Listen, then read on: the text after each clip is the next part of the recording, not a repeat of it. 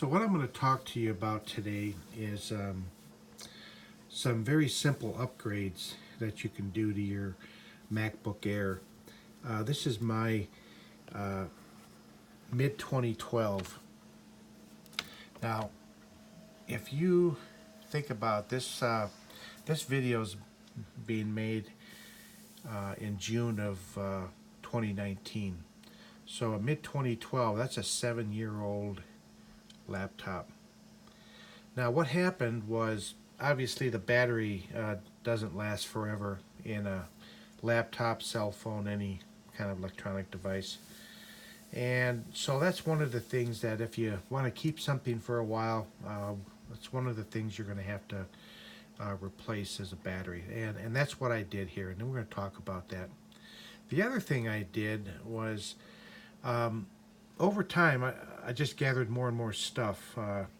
And between 2012 and 2019, videos get bigger, cameras get better, so pictures get bigger, and you eventually just run out of space. And there's a real easy upgrade to give you more storage on their flash drive or solid state drive.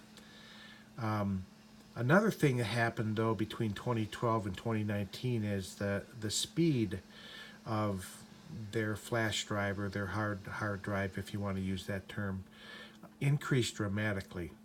So performance increased, and the new stuff is compatible with the old stuff. That's kind of what I like about Apple, is that their hardware, they design the hardware, they write the software. And so if you buy Apple products, Apple parts, more times than not, it's backward compatible. Probably not forever, but within a reasonable amount of time, at least 7 years.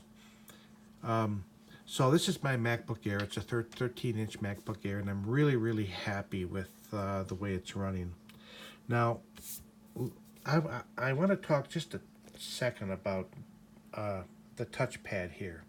You know, in the Mac, they got the gestures where you use 2 fingers to do something, 3 fingers to do something else, and you tap here and you tap there, and you click up here, and you know, a lot of interaction with this touchpad here.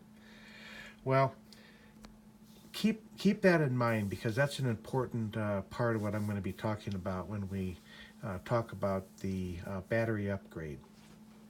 So this is my bottom of my laptop that I've already took the screws out. I didn't want to waste your time unscrewing screws. So over here are the screws that you take out of the bottom. Notice there's a couple long ones and a bunch of little ones. The long ones go up here, and it's obvious you won't be able to put the big ones in here, and the little ones won't hit the threads on there. So just kind of keep that in mind, that there are some 2 long ones, and then the rest are all these little small ones here. So the bottom comes off really easily once you get the screws out. The only thing really keeping it in is this little plastic piece right here. Goes down and kind of snaps in the center of the battery. So once you get this back off, here are the components we're going to be talking about. This is basically the battery here, and then the other is right here. This is the SSD, or the flash drive, and both of these have been upgraded. Now these little screws here, Apple's got a special tool. It's called a P5, and I forget, it's a Penta something.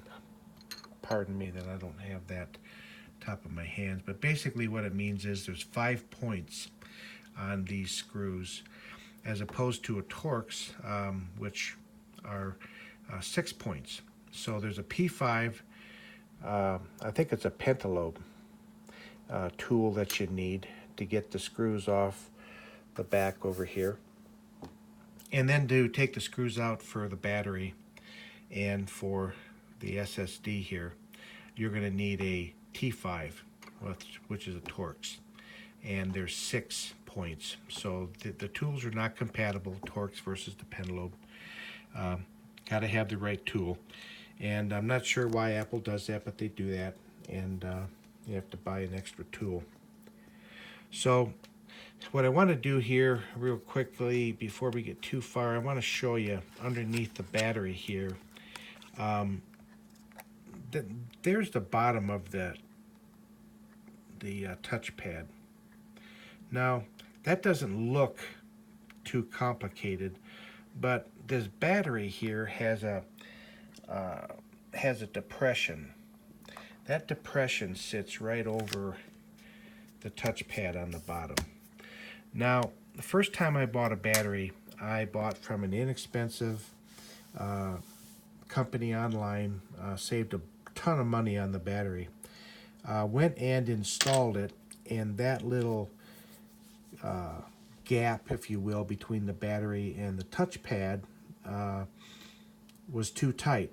And so my touchpad didn't work properly. The clicks didn't work properly. It's a very tiny gap that's underneath there, probably a millimeter thereabouts. So having a good battery that has the right dimensions and all of the clearances necessary to make that touchpad work is really, really important. To finish off the battery discussion here, I got this battery from a company online called iFixit.com, and I'm really, really happy with the quality of the battery and how well it's been working for me. I actually did this upgrade about 2 years ago, and so I'm still happy with how long I can use the laptop without the power cord, and I'm still happy with the speed accessing files. So I've been really, really happy, and I decided I'm going to make a video and talk about what I did, because I think a lot of people are probably at that point where they're going to want to start thinking about upgrading their laptop or even possibly buying a new one. I guess if you've got a MacBook Air and you like it like I did, invest a couple $100 and do an upgrade like I did, and that'll save you a ton of money. So as I mentioned, these screws that hold the laptop down are a Torx and a T5. Here's the screws. Notice again there's some short ones and some long ones, and the short ones only come in here and over here, and all the rest, these 3 spots, are the longer screws. So to get the battery out, after you take the screws out, there's a little tab over here. This is where the battery is actually plugged into. This is a plastic tool. I don't like poking around in here with metal stuff. By grabbing this little tab and pulling this out, I'm not going to do it. It's just really easy to do. Give you a little handle here to grab, and you can pull this right out of the socket. And then the laptop battery comes out, and then you can put the new one in. Replacing the hard drive, or the SSD, is basically the same thing. You've got a screw right here, again a T5, and then right here is the socket. Get out of the light here. The socket that this plugs into. You loosen the screw over here. You get underneath there, it's hinged, you pull it up and pull it out, and then put your new one in, easy peasy.